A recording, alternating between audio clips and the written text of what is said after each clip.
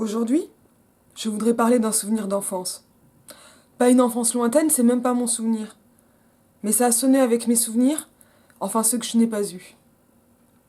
On va parler du complot contre l'Amérique. C'est une vidéo que je prévois depuis quelques semaines, voire depuis quelques mois. En fait, dès que j'ai lu le bouquin, puis j'ai attendu, puis voilà, parce que je voulais être ici, pas ailleurs, enfin, toutes ces questions. Et puis de toute façon, ça congrue bien, ça consonne. Alors congruer, c'est vraiment un truc de maths que j'ai appris en terminale. J'avais bien aimé ça. La congruence, c'est ce qui permet de comprendre la division euclidienne. Mais je vais pas vous réexpliquer ça tout de suite parce que moi je suis un peu cramée. Et puis les maths, pour moi, ça remonte à la terminale. Mais à l'époque, j'aimais bien ça et j'avais compris que ça correspondait à ma façon de penser. Vous savez, bon, non, je suis en train de vouloir vous l'expliquer. Ça, c'est des habitudes de prof, d'expliquer tout. Les étudiants, mes étudiantes, en classe, on peut tout me demander. Il faut que je réponde avant de réfléchir. Et j'ai pas de réponse à ça, moi. Pourquoi, comment ça se fait? C'est génial, ça veut dire qu'il n'y a pas de question bête parce que en fait, je réfléchis même pas à la question en dehors de comment répondre.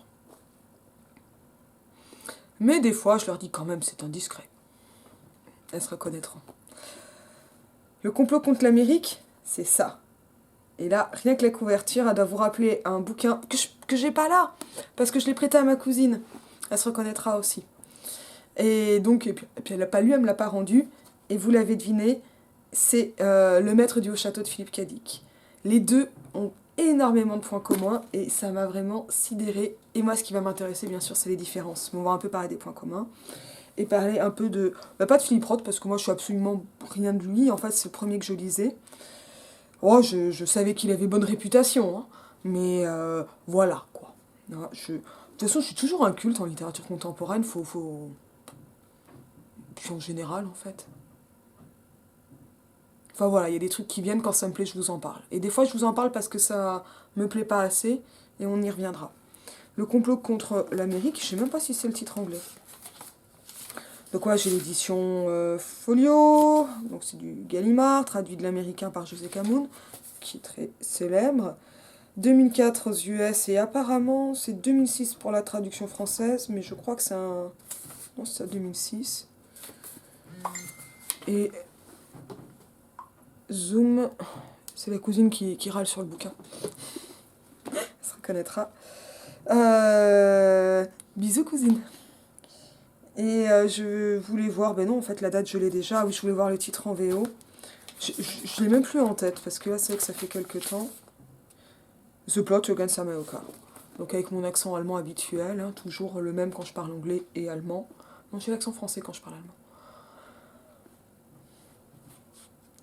C'est le même titre.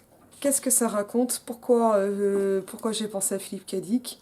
Pourquoi c'est quand même vachement bien et très différent en même temps? Ben, en fait, c'est très facile. Il suffit de lire le début pour voir ça. Ça, c'est la vie. Alors, je suis bête, mais c'est dédié à SFR et forcément, comme c'est un opérateur de téléphonie, chez nous, ça m'a fait rigoler. Juin-octobre 1940, Lindbergh ou la guerre. C'est la peur qui préside à ses mémoires, une peur perpétuelle. Certes, il n'y a pas d'enfance sans terreur. Et Stephen King serait d'accord, et moi aussi. Mais tout de même, aurais-je été aussi craintif si nous n'avions pas eu Lindbergh pour président, ou si je n'étais pas né dans une famille juive? Proum! Qu'est-ce qui se passe? Là, je ne vais pas faire vraiment d'explication de texte ou d'incipit, mais ça c'est vraiment une entrée en matière qui déboîte. Parce que ce qu'on va avoir, c'est mémoire, terreur, en plus la couve française, hop, on voit évidemment hein, une croix gammée, donc le symbole du nazisme. Donc là, on se dit, bon, je sais pas vous, mais gamine, j'ai lu vraiment beaucoup de livres sur la Shoah. Donc, voilà, c'est ça que je voulais dire par... Ça consonne avec les souvenirs d'enfance que je n'ai pas eus, mais que j'ai lus en fait, chez les autres. Pas que d'enfance d'ailleurs, mais pas mal. Et que moi j'ai lu quand même dans mon enfance, quoi, ou ma préadolescence. Et Lindbergh, président des États-Unis, l'aviateur. Et là, ça commence à déconner. Parce qu'évidemment, ça, dans ces quelques phrases, ça pose un décor. On sait déjà que ça va pas être idyllique, avec ce truc de c'est général, mais quand même c'est pire. Les enfants voilà, pas d'enfance sans terreur. Et ça, c'est vraiment un truc important à retenir au-delà de ça, je pense. Mais pour parler de l'enfance. Qu'est-ce qu'on a d'autre? Mémoire. Quand on lit ces mémoires, et on a quoi? Avant, on a juste des dates. Donc là, on est en plein dedans, quoi. Quand on a des dates, on y croit. Surtout que là, c'est pas des dates du genre de 1145. Dates ultra légitimes. On est dans un ancrage absolu et référentiel. Et Lindbergh président. Ben, moi, en fait, je vais l'avouer, hein, j'ai beau avoir étudié l'histoire des États-Unis au XXe siècle en Cagne, j'ai quand même eu besoin d'aller regarder sur Wikipédia si effectivement Lindbergh n'avait pas été président des États-Unis. J'ai eu un doute.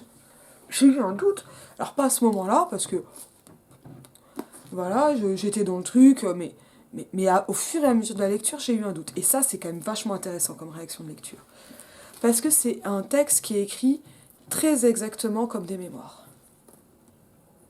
C'est vraiment des mémoires. C'est vraiment écrit comme des souvenirs, ça va être chronologique.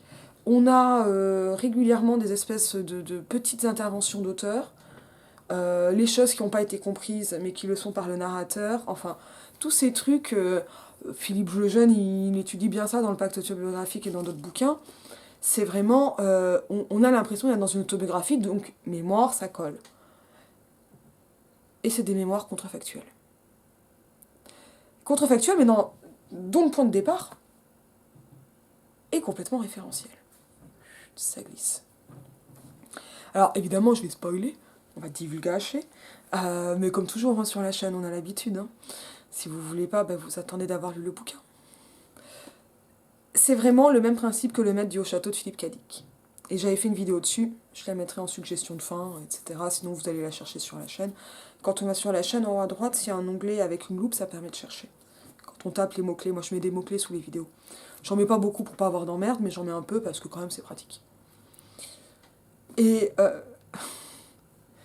dans le maître du haut château, en fait, on se situe dans un futur qui est à peu près contemporain. Je sais plus exactement, mais du présent de l'écriture, de la réception ou à peu de choses près. Et dans ce futur, le passé est différent de notre passé référentiel, à savoir Hitler a gagné la guerre. Et on apprend pas mal de choses. Et ça, j'en avais vraiment parlé pour... ça m'est beaucoup plu, notamment dans le Maître du Haut-Château, entre beaucoup de choses. C'était vraiment ce truc sur l'écriture de la nostalgie. Comment donner l'idée d'un futur? En montrant comment nos objets deviennent objets de nostalgie. C'est du Benjamin, ça, c'est splendide. Et ça m'avait énormément plu. Qu'est-ce qui va se passer dans le complot contre l'Amérique?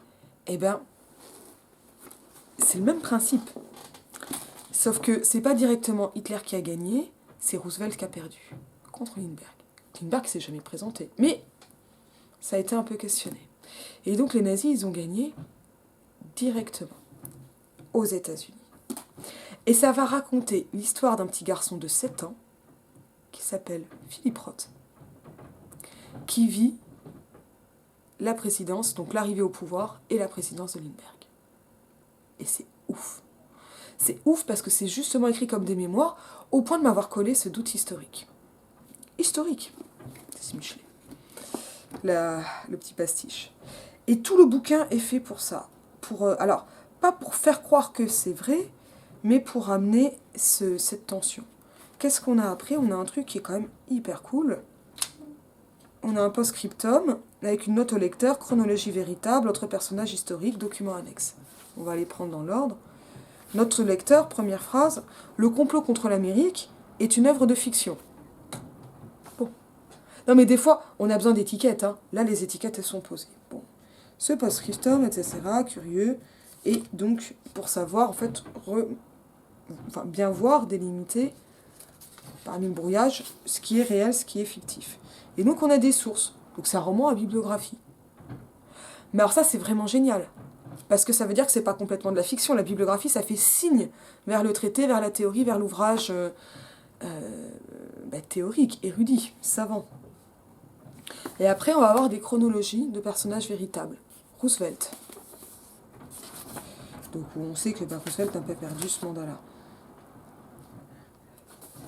Lindbergh lui-même, qui n'a donc pas été président, mais qui était juste aviateur. LaGuardia, réel maire de New York, etc. etc.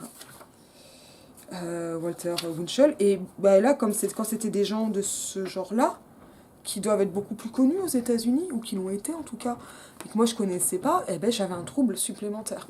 Bon, évidemment que je connaissais pas les animateurs radio des années 40 aux États-Unis, quoi. Mais ça, c'est intéressant. Parce que, en fait, ça m'a collé du doute pour tout, à aller le chercher. Et c'était absolument fascinant. Et donc, en fait, dans les deux cas, dans le Maître du Haut-Château comme dans le complot contre l'Amérique, on a ça. On a ce truc-là d'une histoire contrefactuelle. Sauf que l'histoire contrefactuelle, chez Philip K. Dick, elle se situe dans les conséquences d'un passé qui est autre, alors que chez Roth, on écrit au passé ce qui est présenté, donc comme le présent de l'enfant, écrit par celui qui est devenu adulte. Mais on ne sait pas où ça mène ensuite. Et ça fait un autre effet encore. Et ça, c'est déjà et une grosse différence et une grosse similitude. Mais en plus, ce qu'il y a, et c'est là où c'est un roman qui est ultra dickien, si on peut dire dickien, et complètement dingue, à mon avis, tout en étant archi bien écrit, très prenant, style très propre, il y a de la punchline, c'est ultra attachant. J'ai eu l'impression de voir un de mes Woody Allen préférés, que j'aimerais bien revoir d'ailleurs, alors que bon, Woody Allen, il y a des moments j'ai du mal à le voir, vraiment, c'est pas moi une barrière que je me mets, hein. Mais j'ai vraiment essayé de revoir Manhattan et Annie Hall avant moi d'aller à New York, en me disant mais tu t'en fous des histoires de Woody Allen, enfin je m'en fous pas du tout, mais voilà, c'est compliqué, puis là tu veux voir le film sur New York, voilà, parce que tu vas à New York. Je suis désolée, Manhattan c'est un film dégueulasse, quoi. C'est un film où un vieux crouton se tape une jeunette, quoi. Et c'est insupportable comme film, et ça doit être bien filmé, mais ça m'a rendu la beauté écœurante, quoi. Et quelle tristesse, quelle tristesse. Ça vous intéresse, je vous mettrai un billet où j'ai écrit pourquoi je supporte plus Woody Allen. Mais il y a Radio Days. Et ça, c'est vraiment un beau film. J'ai vraiment aimé Match Point aussi, mais je ne l'ai pas revu depuis longtemps. Radio Days, ça fait quelques années. Mais j'ai vraiment eu l'impression que, que c'était Radio Days, quoi, à ce niveau-là. Et c'est vraiment un compliment. C'est vraiment quelque chose que j'ai beaucoup aimé. Alors, qu'est-ce qui va se passer avec tout ça? Et ça reste du Philip K. Dick, et en même temps, c'est pas la même chose. Chez Philip K. Dick, va toujours y avoir, de façon plus ou moins marquée, un retournement de situation, une drogue, une maladie mentale. Oh, la matrice, tac, tac, on sait pas où on est. Le complot contre l'Amérique, ce qui est extraordinaire, c'est que, bon, c'est un titre thématique, ça va nous parler de ce qu'il y a dans le livre. Ça s'oppose au titre thématique, ça serait par exemple, si c'était appelé Mémoire du complot contre l'Amérique, Mémoire, ça serait le genre littéraire. Ça, c'est une distinction de Jeunette, c'est fait dans Seuil. C'est très pratique, en fait, parce que ça permet de travailler le titre et l'horizon d'attente du titre. Mais quand on lit le complot contre l'Amérique, on ne sait pas de quel complot il s'agit. Et alors là, on va mais grandement vers le spoil, hein. Le complot contre l'Amérique, ça dépend de votre point de vue. Si vous êtes un nazi, tel que présenté dans le bouquin, le complot, c'est celui des juifs. Vous voyez? Avec l'antisémitisme. Mais en fait, le complot, ça va être celui des nazis qui mettent Lindbergh au pouvoir pour qu'il persécute les juifs. Et en même temps, ce complot-là, on n'en est pas sûr. Parce que comment il va être présenté? C'est la femme de Lindbergh qui finit par l'avouer à la tante Evelyn, la tante du narrateur, et personne ne la croit. Est-ce que c'est vrai? Ou est-ce que c'est elle qui l'a rêvé? Ou est-ce que c'est elle qui le raconte pour se protéger? Et ça, on va pas savoir. Et ça, c'est vraiment un truc que je trouve archi dingue aussi. C'est que le complot, il est peut-être là, mais on le sait pas. Et le meilleur des complots, c'est celui qu'on ne soupçonne pas. Et alors là, j'active tous les complotismes. Restons rationnels, c'est quand même très rare un complot qui ne se divulgue pas. Mais justement, là, dans le roman, il est divulgué à la famille qui ne le croit pas et donc au lecteur. Et ça, c'est vraiment un truc que je trouve hyper malin. Et c'est d'autant plus malin que le complot, donc l'accusation antisémite de complot, d'un côté, le complot, c'est aussi la paranoïa de l'oppression. Je m'explique. Ça, c'est vraiment un truc que Delphi dit dans Classé dominé, mais qu'on va aussi trouver chez Fanon, et à mon avis aussi dans Portrait d'un colonisé, que je vais bientôt lire, promis, mais que je n'ai pas lu encore. C'est-à-dire que quand on est victime d'une oppression, on n'est pas 100% sûr tout le temps que tel moment, on a été victime de racisme, ce qui m'arrive donc pas, de sexisme, etc. On a toujours le doute. Et ça va être ce moment où on va se dire « Non, mais il m'en veut, et c'est ma personnalité en fait qui clash, c'est pas parce que je suis une femme. » Parce que pour avoir un racisme ou un sexisme complètement décomplexé entre individus, il faut quand même atteindre un certain degré. Et en fait, ça peut instiller une peur paranoïaque. Et ça, c'est vraiment intéressant. Parce que pour le coup, le complot, il peut être fantasmé. Et donc, en fait, au fur et à mesure de l'accession au pouvoir de Lindbergh, la famille se divise. Parce que le jeune garçon se met vraiment du côté de son père et de sa mère, à savoir qu'ils sont contre Lindbergh, et qu'ils se méfient beaucoup des politiques, des déclarations antisémites de Lindbergh. Et dans le même temps, Evelyn, la sœur de la mère, commence à sortir avec un rabbin dont j'ai oublié le nom, Begelsdorf, qui est très proche, qui se rapproche de Lindbergh et qui finit par devenir extrêmement proche de lui. Et ce rabbin, Begelsdorf, il prend la tête d'un bureau pour assimilation des juifs en les répartissant dans l'ensemble du pays. Et en fait, cette situation, c'est en fait, très concrètement, c'est l'inverse de la déportation. Alors, il y a toujours le déplacement, mais on va éparpiller les juifs plutôt que les rassembler en exil ou en des regards pour les massacrer. En fait, c'est une alternative. Et dans l'idée du complot qui est dévoilée, il s'agit là, en fait, c'est là où c'est ultra vicieux comme truc, de les affaiblir avant de provoquer ce qui arrive à un moment dans le roman des émeutes antisémites. Ça devient un crime sans coupable, ou sans que les coupables réels soient désignés. Évidemment, il y a un message, il y a une thèse là-dedans, c'est que la propagande, c'est quand même pas terrible, mais c'est aussi quelque chose qui permet de parler du besoin de communauté, d'être inscrit dans sa communauté.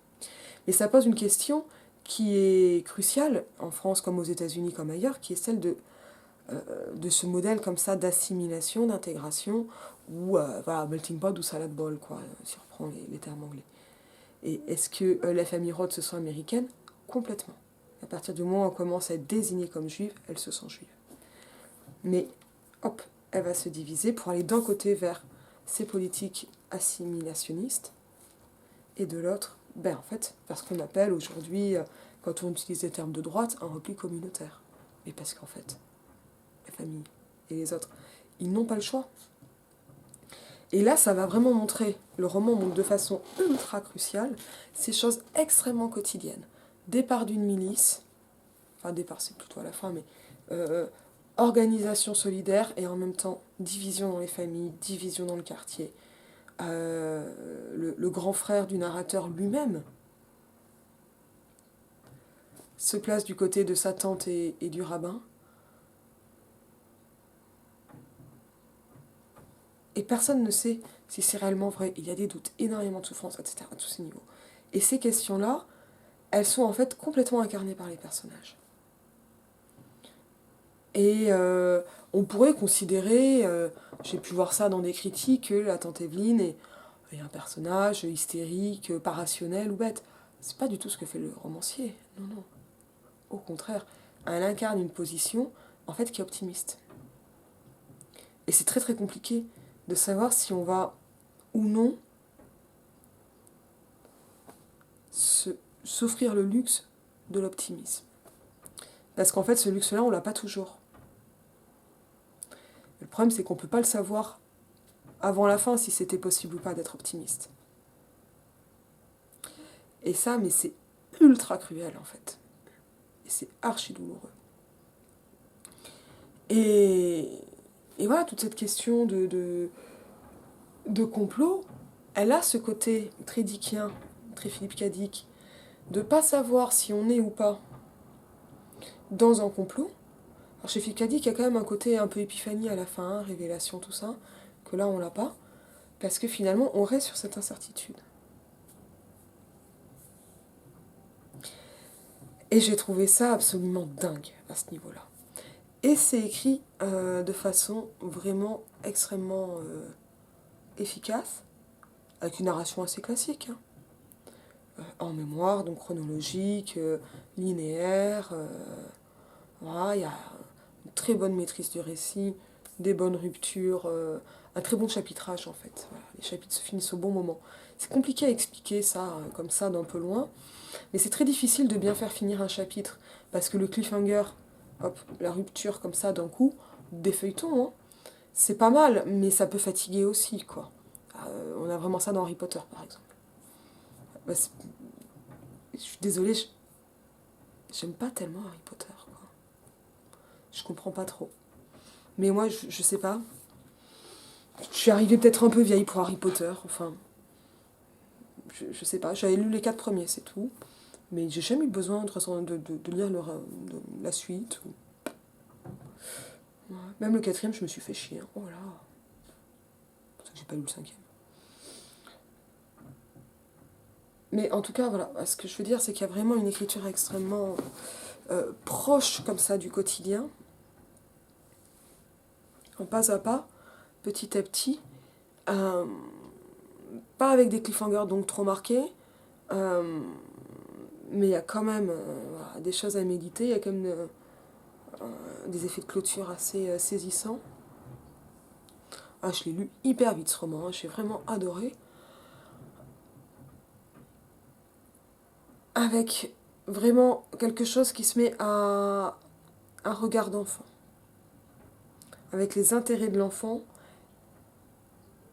ses timbres par exemple, les dessins de son grand frère. Et on va voir comment, en fait, les signes que sont ces timbres, les dessins sur les timbres, les dessins du grand frère, tournent petit à petit, se renversent, tac, tac, tac, tac. Et donc, comment le regard de l'enfant pris dans l'histoire se transforme. Et cela avec le regard du narrateur en plus. Et j'ai trouvé ça vraiment, vraiment saisissant. Et voilà, enfin, si ça avait été la vraie vie de Philippe Roth, je pense que ça a dû quand même témoigner de peurs très réelles, en fait, qui ont vraiment eu lieu. Et que c'est voilà, une terreur d'enfant voilà, ou une terreur d'adulte pour ses enfants aussi, mais qui remonte comme ça. Ça, c'est pas. Ça, c'est moi, je peux pas le dire, quoi. J'en sais rien. Je le connaissais pas, j'ai pas lu tellement d'interviews. Mais voilà, à partir du regard d'enfant, on sent, j'allais dire, des trucs un peu épiques, genre le souffle de l'histoire. Non, non, non. On sent directement les conséquences de la politique sur le quotidien d'une famille.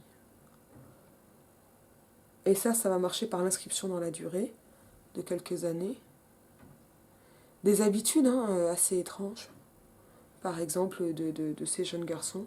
Ils aiment avec le narrateur, qui a donc le nom de l'auteur. Hein.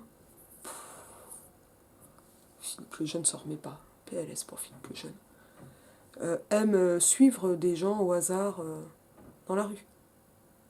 Des choses comme ça. Et on peut le projeter, tout ça. Enfin, ça, c'est vraiment des habitudes qu'on peut avoir aussi quand on est enfant. Bon, moi, j'avais pas le droit de prendre le bus toute seule, mais ce genre de choses, quoi. Et c'est extrêmement efficace parce que j'ai vraiment eu l'impression de lire. C'est rare, en fait. Quand je lis de la SF, hein, concrètement, c'est très rare que j'ai cette impression de lire un texte référentiel, autobiographique, alors que ça n'en est pas. C'est extrêmement rare. Ça arrive, mais il y a des espèces d'effets qui, très souvent, font qu'on sent qu'on est en fiction. Les noms sont un peu trop jolis, voilà, des choses comme ça. Et là, non. Non, non. Et j'en ai eu mais mal au ventre, en fait, de plus savoir si Lindbergh avait ou non été président. Ce qui est quand même incroyable. Voilà, c'était quelques petites notations, hein. sur le complot contre l'Amérique. Vraiment, vraiment, ça m'a plu. Je vous dis à bientôt.